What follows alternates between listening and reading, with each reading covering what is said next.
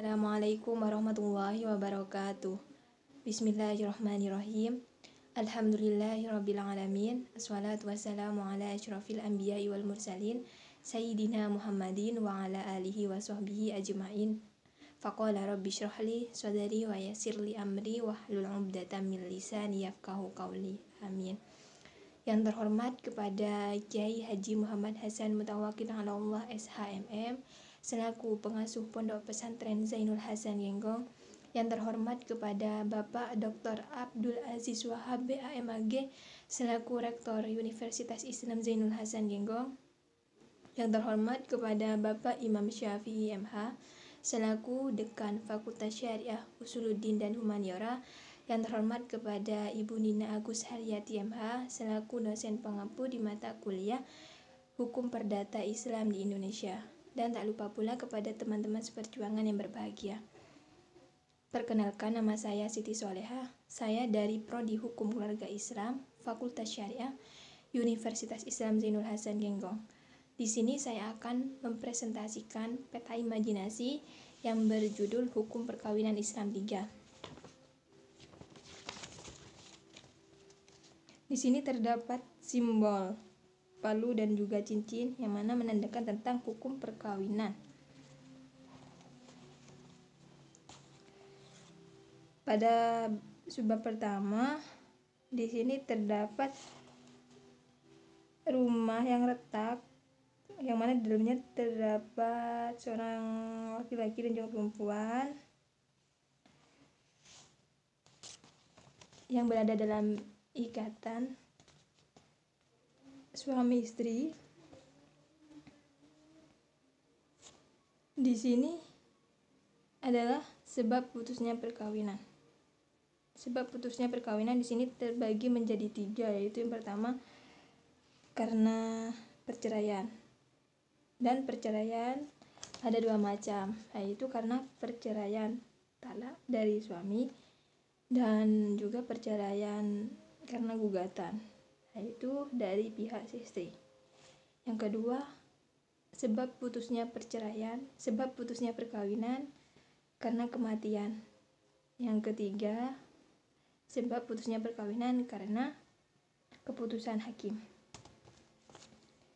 Di sini terdapat simbol hati yang berbalut Hansaplas dan juga tanda tanya, yang mana di sini adalah alasan perceraian. Apa alasan perceraian? Apa saja alasannya? Yaitu yang pertama karena nusyus atau kedurhakaan suami terhadap istri, begitu pula sebaliknya kedurhakaan istri terhadap suami. Yang kedua, syikok, yaitu terjadinya percekcokan dari pihak suami istri. Yang ketiga, karena salah satu pihak melakukan perbuatan zina. Yang keempat, karena salah satu pihak pemabuk menjadi pemabuk. Yang kelima, karena salah satu pihak berjudi atau melakukan judi. Yang keenam, karena salah satu pihak berada dalam tahanan atau di penjara selama 5 tahun. Yang selanjutnya, karena salah satu pihak melakukan kekerasan atau penganiayaan. Yang selanjutnya, karena salah satu pihak mempunyai penyakit badan atau cacat yang mana dapat menghalangi untuk melakukan kewajiban sebagai suami istri. Yang selanjutnya, karena pelanggaran terhadap taklik talak. Yang terakhir, karena salah satu pihak itu murtad atau keluar dari agama Islam. Di sini terdapat simbol laki-laki dan perempuan yang mana di sini berada dalam ikatan perkawinan, dan juga simbol timbangan pengadilan.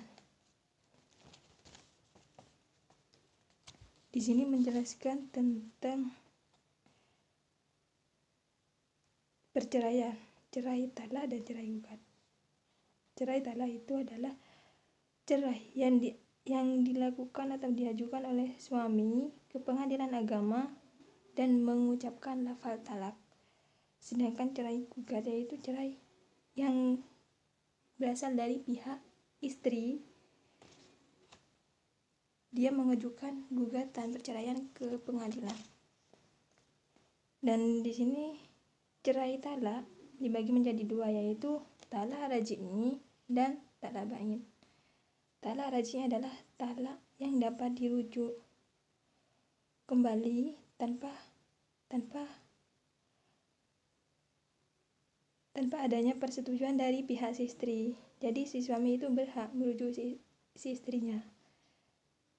Terjadi pada talak raj'i atau talak pertama dan kedua. Dan yang kedua itu talak ba'in, yaitu talak yang tidak dapat dirujuk kecuali sudah terjadi pernikahan baru. Di sini terdapat simbol hati yang retak dan juga kayak semacam buku. Di sini itu adalah menjelaskan tentang tata cara perceraian. Tata cara perceraian itu diatur dalam peraturan pemerintah dan juga kompilasi hukum Islam. Di sini menjelaskan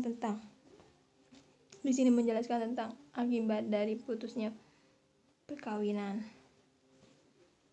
Yaitu akibat dari putusnya perkawinan yaitu yang pertama, berakibat pada pemeliharaan anak. Jadi anak itu ikut pada siapa? Ikut pada pihak si ayah atau si ibu. Yang kedua, akibat dari putusnya perkawinan itu berakibat pada harta bersama atau pembagian harta golongan. Yang terakhir, akibat dari putusnya perkawinan itu berakibat pada pemberian nafkah terhadap si istri dari pihak si suami. Di sini menjelaskan tentang waktu tunggu atau masa iddah si istri setelah terjadinya perceraian. Nah, itu yang pertama, masa iddah atau masa tunggu ya. Yaitu yang pertama di sini, jika istri masih dalam keadaan haid, jika istri bercerai dan dalam keadaan haid, maka waktu tunggu atau masa iddahnya itu ya selama 90 hari. Dan jika si istri tidak sedang dalam keadaan haid, maka waktu tunggunya sama seperti sedang dalam masa haid, yaitu 90 hari. Namun jika perceraian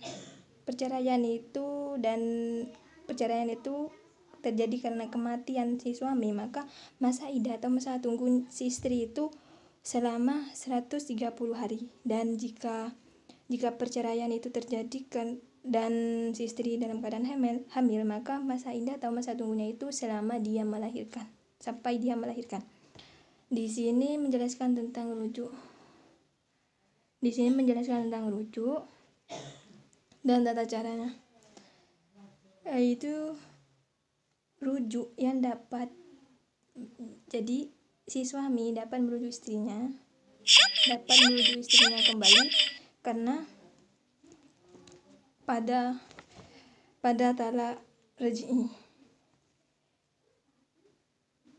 Pada talak raj'i yang mana si suami dapat merujuk istrinya kembali, dan rujuk tidak dapat dilakukan kembali tapi dengan adanya nikah baru, yaitu pada talak ba'in. Mungkin hanya itu saja yang dapat saya sampaikan. Kurang lebihnya mohon maaf yang sebesar-besarnya.